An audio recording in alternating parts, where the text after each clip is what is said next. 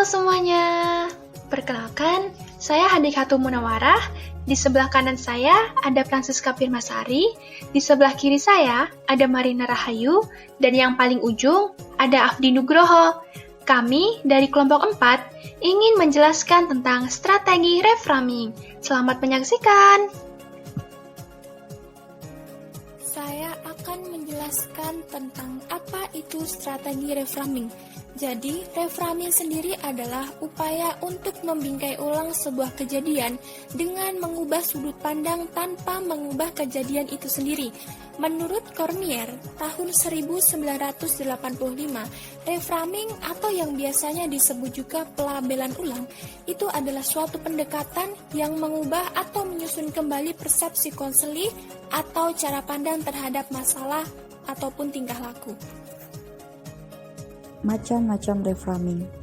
Cormier 1985 menyebutkan ada dua macam reframing, yaitu meaning reframing dan context reframing. Yang pertama, meaning reframing. Meaning reframing atau susunan makna menekankan pada proses untuk memberi istilah baru perilaku tertentu yang kemudian diikuti dengan perubahan makna. Ada cara untuk memandang sebuah persoalan dari perspektif yang berbeda, yaitu dengan mencari arti lain dari sebuah perilaku yang sebelumnya dianggap buruk. Yang kedua yaitu konteks reframing. Konteks reframing atau susunan konteks menekankan pada proses yang memberikan kemampuan individu untuk melihat perilaku sebagai sesuatu yang dapat diterima atau diinginkan dalam satu situasi, tetapi tidak pada situasi lain. Prosedur reframing. Cormier 1985 menyatakan ada 6 tahapan strategi reframing, yaitu 1. Rasional. Rasional digunakan untuk memperkuat keyakinan konseli bahwa persepsi atau atribusi tentang situasi problem dapat menyebabkan tekanan emosional. Yang kedua, identifikasi persepsi dan perasaan konseli dalam situasi problem.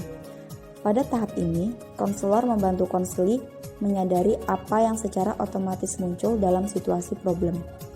Yang ketiga, mengenang kembali secara sengaja persepsi yang menimbulkan masalah.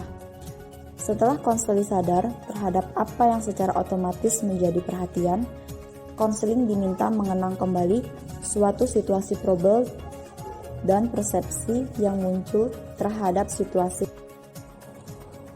Halo, di sini saya akan melanjutkan dari penjelasan teman saya, yaitu yang keempat, identifikasi persepsi alternatif. Konselor membantu konseli mengubah fokus perhatian terhadap persepsi terpilih dalam situasi problem. Konselor bersama konseli mencari persepsi alternatif lain terhadap situasi problem dengan menayangkan tentang kegunaan, nilai positif dari kejadian atau makna dari kejadian atau masalah. Yang kelima, modifikasi persepsi dalam situasi problem. Modifikasi persepsi dapat dilakukan melalui bermain peran atau imagery.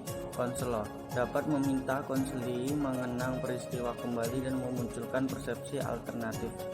Tapi ini butuh beberapa kali latihan penugasan sebagai tugas rumah. Yang keenam, memberikan tugas rumah dan tindak lanjut. Konselor mendorong konseli melakukan apa yang telah dilakukan selama proses konseling ke dalam kehidupan nyata.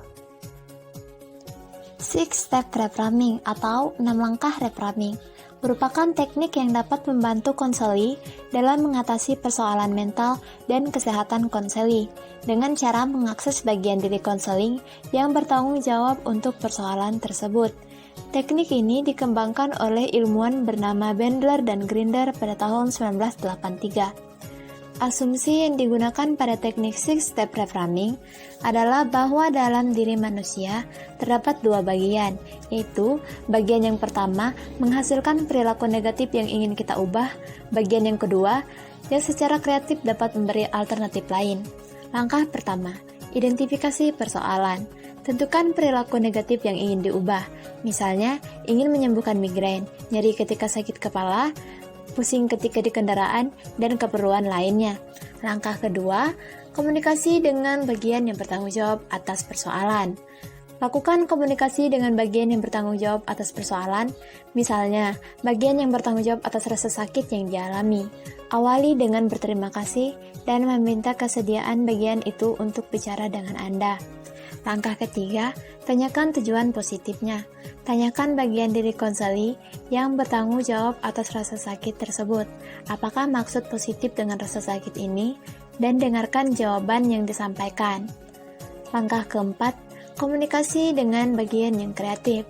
Mintalah kepada bagian kreatif dalam diri konseli untuk memberi 3 pilihan lain untuk memenuhi maksud positif yang disampaikan dalam langkah ketiga. Langkah kelima, menawarkan 3 pilihan baru. Tawarkan 3 pilihan baru kepada bagian diri konseling yang bertanggung jawab atas rasa sakit tersebut untuk memilih salah satu di antaranya dan menggantikannya dengan rasa sakit yang sedang konseli alami. Langkah keenam, cek ekologis.